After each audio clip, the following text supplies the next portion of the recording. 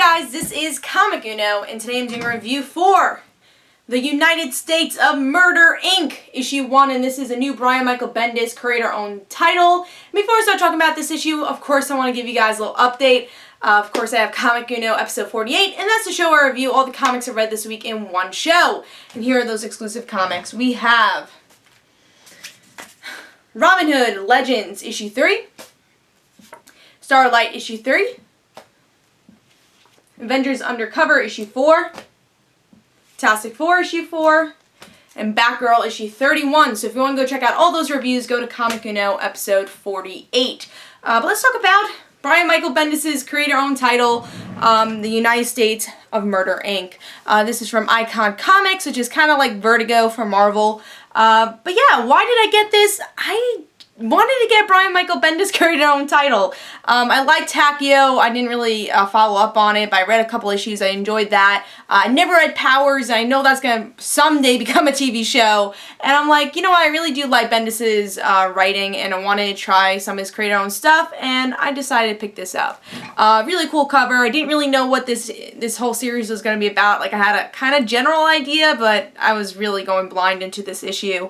But yeah, I really like the art style for this comic. I think it fits a lot, and pretty much what you're getting on the cover is what you're going to get with the interior art. It's a little dark, but I love the lightness to the people, which I think really fits. So the coloring actually is what really got me into the art for this series. So these are some great examples here. Like the red hair, really, I think the coloring was great for this, for the series. But let's see what's going on in the story, see if I like that. So, it's pretty much a mobster story. We have one guy, he's becoming made, and he's coming into the family even more, and he has a job. He has to bring a case to a senator. We do meet people along the way, like this redheaded girl. We don't really know who she is, and we don't really learn that much about her, but she does help him. And I'll get, as I talk towards the end of the book, I'll maybe have some speculations about her.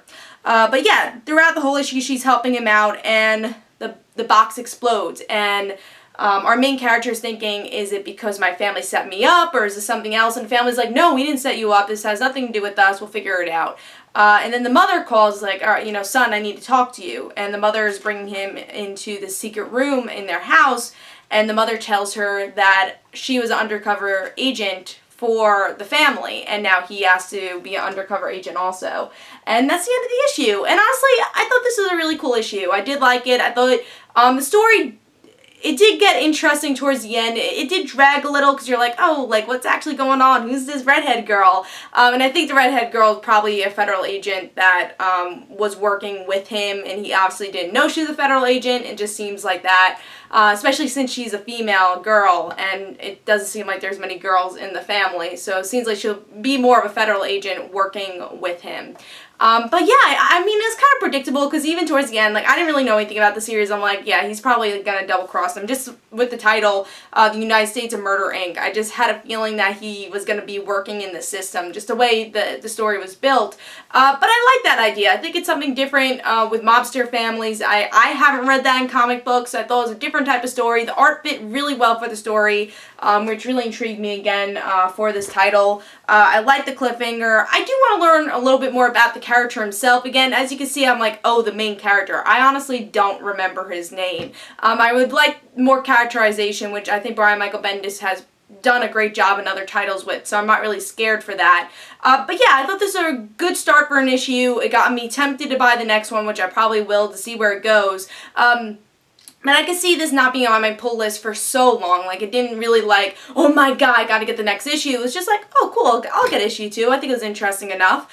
So I'm gonna give this 3.5 stars. I did really enjoy it. It did tempt me to buy issue 2, but I didn't love the issue yet. So I really do want to love the series. And I'm sure as time goes on, we'll learn about the character and learn more about the story and see where it's going. And that's, you know, that's how I'll determine if it's gonna stay on my pull list or not. But I do recommend the first issue. I thought it was kind of cool and something different from Bendis. So I did enjoy it, and I do like his creator-owned stuff, at least stuff I have read, and this issue too.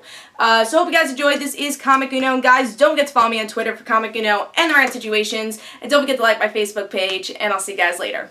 Bye.